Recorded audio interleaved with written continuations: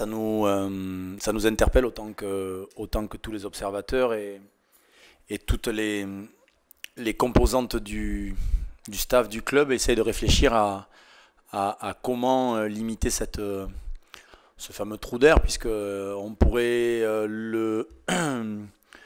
être dans le déni total et vous dire que c'est une crise de croissance, ce qui je pense est une partie de l'explication. On pourrait vous dire que c'est lié au physique, au mental, à tous les éléments importants dans un match de rugby. Et j'ai surtout envie de vous dire que c'est le moment où il faut répondre collectivement et non individuellement. Et malheureusement, dans tous les moments clés que le Stade Toulousain a pu rencontrer, dans des moments où on a été en difficulté, c'est quand on accumule les petites erreurs individuelles, quand on accumule les petites fautes de concentration individuelle. Et donc, on se rend compte que la chose la plus importante, c'est dans les moments délicats, mais qui sont liés à notre sport. Notre jeu est lié est fait de temps forts, de temps faibles. Et dans les temps faibles, il faut être en mesure de répondre collectivement et non individuellement. Je me répète un petit peu, mais ça a été un petit peu le discours de la semaine. Alors avec évidemment aussi de la prise de conscience de certaines choses, mais l'explication, on va dire bête et méchante, on ne l'a pas. Parce qu'autrement, on aurait essayé de l'appliquer de suite. Mais par contre, on est convaincu que la réponse collective est la meilleure des réponses. C'est dans l'objectif souvent de périodes un peu longues de préparation où le match amical est toujours un petit peu dangereux parce que tu exposes tes joueurs. Et l'entraînement en opposition te met dans on va dire un intermédiaire qui te permet d'être à un inconnu, c'est-à-dire un adversaire qui décide dont on ne connaît pas les lancements, dont on ne connaît pas les habitudes, et ça te permet de travailler sur la conquête, la touche, les lancements, des choses intéressantes. Et on va dire nos relations amicales avec ce club nous ont permis de le faire. Je pense qu'on essaiera de le faire aussi, ça est dans les tuyaux avec d'autres, avec Colomiers notamment, avec des équipes sur lesquelles c'est toujours intéressant de partager, d'échanger, puis de voir les méthodes de travail des uns et des autres. Voilà, j'espère qu'on ne leur a pas trop donné confiance. Ouais, on s'appelle même quand on ne se joue pas, hein, et quand on se joue. Oui, on s'est appelé, il sort d'un match un peu comme nous, un peu cruel pour les Agenais, qu'ils avaient plutôt bien préparé. Donc une équipe quasi similaire va nous être reconduite avec un challenge européen derrière. Donc il n'a peut-être pas les mêmes préoccupations que les nôtres. Mais l'an dernier, Agen a fait trembler quelques gros, donc notamment une victoire à Pau qui avait été décisive et pour l'un et pour l'autre.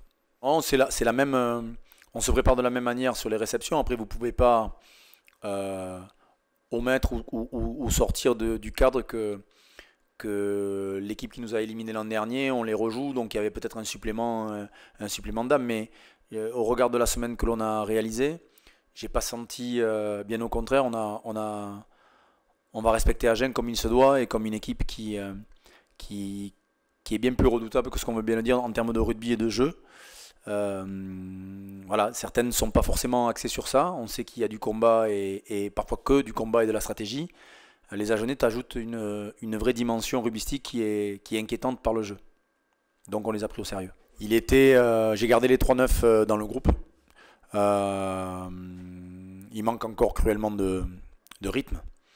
On essaie de compenser avec les entraînements, mais on sait tous très bien que seul le match et la compétition lui permettra de retrouver son niveau. Donc on a donné le groupe ce matin et on espère le compter parmi les groupes à venir et les équipes à venir dans les semaines futures. Mais ce qui me rassure, c'est d'avoir un Seb Bézi à ce niveau-là en ce moment et qui nous permettra au Stade Toulousain d'avoir de la matière au poste avec Pierre Pagès, bien évidemment. Non, parce que c'est un petit pépin musculaire au-delà de la 60e, à la 62e exactement, qui nous pénalise quand même fortement. Ça a été votre analyse, mais c'est aussi la nôtre, parce que Joe réalise une telle rencontre pendant 60 minutes et il est tellement important psychologiquement sur les équipes adverses et dans notre vestiaire et dans notre équipe, que oui, ça a été une alerte musculaire. Elle est de gravité, elle était inquiétante à la sortie du match, un peu moins sur la fin de semaine, mais on sera quand on sera quand même très vigilant parce que au regard de notre effectif au poste de seconde ligne, on est obligé de gérer et de ne pas non plus exposer nos joueurs et de les mettre en danger. Celle-là, elle ne nous arrange pas du tout. Elle vient se cumuler au poste de seconde ligne avec la fragilité des pépins récurrents de Richie Gray et Florian Verhaeghe qui a quand même souffert de son genou en début de semaine. Donc bon, on le sait. Malheureusement, en plus de le savoir, on a un peu la loi des séries sur un ou deux postes facilement identifiables. Hein. C'est seconde ligne et centre où on est un peu en délicatesse. Je vous cache pas qu'on a un effectif un petit peu en flux tendu depuis quelques semaines. On en espère honnêtement un ou deux. Malheureusement, Lucas Pointu sera pas du voyage ce week-end. Dorian Aldeguerri s'est fracturé un orteil, donc ne sera pas non plus du voyage. Fait du voyage, de la réception. Donc nos jeunes joueurs vont être de nouveau éprouvés. Hein. C'est aussi les blessures de longue durée de Cyril Bay qui nous pénalisent. C'est malheureusement Joe Tekori sera un peu juste pour ce week-end. Donc voilà, on a perdu des joueurs. Et c'est aussi la réalité de notre effectif à J7, à la journée 7, où on le voit un peu ici ou là, les effectifs et les organismes sont quand même pas mal impactés. Et on voit que l'âpreté du top 14 ne ménage pas les effectifs. Richie, on espère être pas loin de pouvoir vous le montrer ce week-end, mais c'est de l'ordre pas du pari, mais on a encore un petit doute à lever. Ouais, on a Gillian Galland qui est blessé, qui est en reprise course, plutôt de bonne, plutôt on va dire sans douleur et même très positive, avec un peu d'avance sur ce qui était prévu. Il y a Célevasio Tolofoa aussi qui s'est malheureusement blessé il y a 15 jours au niveau du dos, donc c'est pour ça que c'est nos 2-8 étant un peu absents. On a composé avec Jérôme, avec François, avec Louis Benoît qui peut prêter la main. Mais oui, c'est des garçons qu'on aimerait avoir pour, encore une fois, avoir un turnover. Et le turnover, il ne permet pas que de ménager les uns et les autres, il permet l'émulation nécessaire à la compétitivité d'une équipe. Et c'est évident que plus on a de monde, c'est pas compliqué. Regardez les postes où on a du monde, comme de par hasard, les garçons sont performants. Ceux où on a un peu moins de monde, mais comme on n'a que, malheureusement, parfois c'est un peu... voilà, ça tire pas vers le haut et aujourd'hui on a besoin d'être tiré vers le haut de manière générale au club. Mais pour revenir au poste de 8, oui, il nous tarde que notre effectif soit complet. Moi je suis toujours inquiet. Je suis toujours inquiet parce que je connais pas un entraîneur qui n'a pas envie de disposer d'un nombre conséquent de joueurs de haut niveau. On connaissait les qualités et les faiblesses de notre effectif avant de commencer. On n'a pas plus peur après cette journée, mais on sait que le cumul de certaines blessures à certains postes est quand même très très très très très inquiétant et qu'il n'en faudra pas plus pour ne pas être en danger. On a commencé à regarder et à essayer d'être réactif sur des jokers potentiels. Voilà, un très certainement devant et un très certainement derrière, mais aujourd'hui toutes les compétitions ont redémarré, que ce soit dans les continents très lointains, tout le monde joue, tous les championnats sont lancés, donc il y aura peut-être on va dire un voyage intermédiaire au moment de la préparation du Super Rugby où on peut récupérer peut-être des joueurs, mais pour l'instant on est encore un peu en recherche et en quête. Et même si le club est en ordre de marche pour trouver, j'aurais aimé bien évidemment en tant qu'entraîneur d'avoir un peu plus de matière, mais encore une fois, moi se tourner vers notre formation et nos jeunes joueurs pour pallier à ces blessures ou à ces pépins cumulés. Ce qui était programmé, c'est son exposition aux deux postes, qui était même programmé en accord avec David Larry-Carrère à l'époque.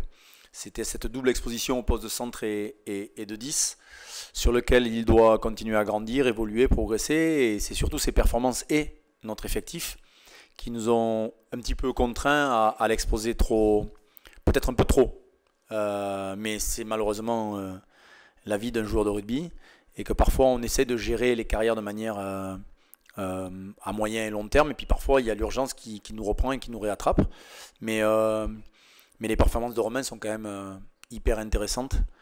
Et aujourd'hui, il compte réellement pour un dans l'effectif, alors que l'an dernier, on était pour le faire grandir et le faire progresser. Là, aujourd'hui, je ne me pose même pas la question de son âge.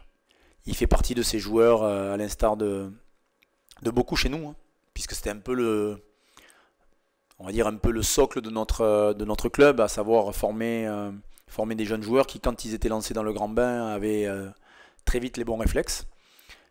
Oui, il est dans la lignée des joueurs du Stade Toulousain qui apprennent plutôt très vite. Mais on ne se pose même pas la question. Romain Ntamack, il est né avec un maillot rouge et noir et il gardera le maillot rouge et noir floqué du bon logo. Oui, en tout cas, il est pile poil dans le rôle que l'on avait imaginé. On avait imaginé un rôle de grand frère et de transmission, d'expérience, de sérénité. Et aujourd'hui, on a réellement nos attentes sont comblées. Voilà. Après, ce qui fera que Jérôme Queneau restera un grand joueur All Black du Stade Toulousain, c'est d'être hyper performant. Donc aujourd'hui, c'est le cas. Et je pense qu'il y a encore de la matière rugbyistique pour qu'il le soit encore plus, même s'il est exposé à un poste qui n'est pas forcément celui où il est le plus titré, en tout cas avec les Blacks. Mais encore une fois, notre complexité en termes d'effectifs et les blessures de certaines ne nous ont pas permis de l'exposer pour l'instant en 7. Mais il y jouera très prochainement.